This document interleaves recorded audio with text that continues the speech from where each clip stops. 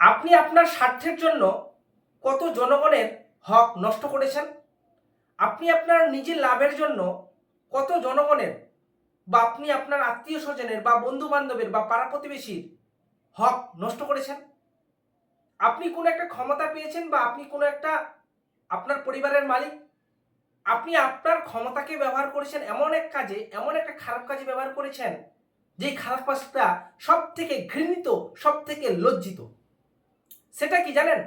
যে আপনি জনগণের হক লুট করেছেন। আগে আমি আমার নিজের পরিবার থেকে চালু করি। আপনি পিতা হয়েছেন, আপনার ভাই রয়েছে। আপনি আপনার ভাইকে জমি দিয়েছেন কম, আপনি নিচ্ছেন বেশি। আপনি নিয়েছেন ভালো আর আপনার ভাইকে দিয়েছেন খারাপ। ভাই, এই দ্বিমুখ নীতি কেন? আপনি এই যে একটা লুকায়িতভাবে নিজের স্বার্থের জন্য ভালো জিনিসটা আপনি নিলেন, খারাপ জিনিসটা আপনার ভাইকে দিলেন। আপনি কি মনে করেছেন ইহকালে আপনি এই কাজ করে জান্নাতে যাবেন? আর আপনি আল্লাহর কাছে দোয়া করছেন, আল্লাহ আমাকে তুমি জান্নাত দিও। জান্নাতটা কি এতটা সহজ হয়ে গেল? জান্নাতটা কি মামার বাড়ি আবদার? আপনি দাবি করবেন আর চলে যাবেন, আর এখানে আপনি আপনার ভাইয়ের হক মেরে খাবেন? আপনি আপনার বোনকে এখনো জমি বুঝিয়ে দেননি। আপনার পিতার মৃত্যু হয়েছে, আপনাকে উচিত ছিল যে যেদিনেই মৃত্যু হয়েছে সেই দিনেই, সেই তৎক্ষণাৎ এসে আগে আপনি আপনার বোনের জায়গা জমি সেটা বুঝিয়ে দিতেন। আপনার ছেলেকে দিচ্ছেন আজকে, আপনার মেয়েকে দিচ্ছেন 10 বছর পর। এই দ্বিমুখ নীতি কেন? দ্বিমুখ নীতি কেন? এবার নিজের পরিবার থেকে একটু বাইরে আসি। আপনি কোনো নেতা হয়েছেন, আপনি কোনো ক্ষমতা পেয়েছেন, বা আপনি পুলিশ হয়েছেন, বা যে কোনো একটা পর্যায়ে থাকেন না কেন, আপনি আপনার নিজের স্বার্থের জন্য জনগণের হক লুট করেছেন। আপনি আপনার ক্ষমতার দাপট দেখিয়ে আপনার ঘরের বা আপনার জমির এক হাত তার জমি নিয়ে নিয়েছেন। সে কিছু বলতে পারছে না বেচারা। সে সে আপনার বিরুদ্ধে কিছুও করতে পারছে না, কারণ তার কাছে অর্থ নেই, তার কাছে সেরকম জনগণ নেই যে তাকে সাপোর্ট করবে। সে একটা গরিব অসহায় মানুষ। আর আপনি তার সুযোগ পেয়ে, তার আপনি জায়গা জমি দখল করে নিয়েছেন, বা আপনি তাকে চড় মেরেছেন, বা আপনি তাকে তার বিরুদ্ধে কথা, এমন একটা কথা বলেছেন যেটা সে আদৌ করেনি। আপনি কি মনে করছেন যে এইভাবে কাজ চালিয়ে এই মানুষের বিরুদ্ধে মানে সত্য মানুষের বিরুদ্ধে লেগে অপবাদ লাগিয়ে আপনি নিজের স্বার্থের জন্য নিজের স্বার্থ আবার হাসিল করে আবার আল্লাহর কাছে দোয়া করছেন যে আল্লাহ আমাকে মাফ করুন? আপনি জানেন ইসলামের এই নিয়মটা কি রয়েছে?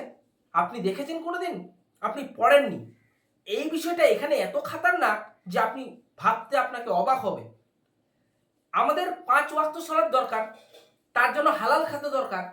কিন্তু আল্লাহ বলছে যে তুমি সলাত আদায় করেছো, সলাত আদায় করতে গিয়ে কোথাও মিস্টেক করেছো, কোনোদিন সলাত আদায় করোনি, বা তুমি সিয়াম করেছো বা সিয়াম মিস্টেক করেছো, তো আল্লাহ বলছে আমার সাথে যে সমস্ত জড়িত পাপ তুমি যদি কোনোদিন কারণবশত ছেড়েও দাও, তাহলে তুমি যদি আমার কাছে মাপ চাও, আমি মাপ করে দিতে পারি।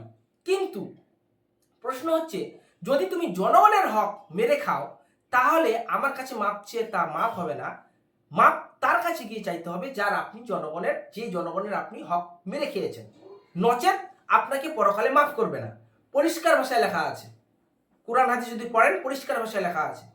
সুতরাং আপনি মনে করছেন যে আমি 5 ওয়াক্ত সালাত আদায় করতে যাই, আমার পরিবার যায়, আমি সবাইকে ইসলামের দাওয়াত দিই, আর আপনি জনগণের হকের দিকে লুকায়িতভাবে হক আদায় মানে মানুষের জনগণের লুট করে খেয়েছেন।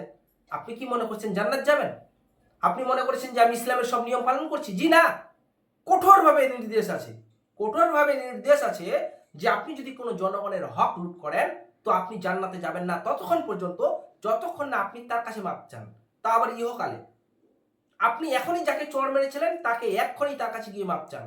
আপনি যার জায়গা লুট করে নিয়েছেন, আপনি তার কাছে গিয়ে বলুন, ভাই আমি আপনার জায়গা লুট করে নিয়েছি, আমি আপনার কাছে মাপ চাচ্ছি, আপনি আমাকে মাফ করুন, আমি আপনার জায়গা আপনাকে ফেরত দিলাম, আমি এতদিন ভুল কাজ করেছি, আমাকে মাফ করুন, আর আমি আপনার জায়গাটা থেকে যত টাকা উপার্জন করেছি আমি আপনাকে ফেরত দিচ্ছি।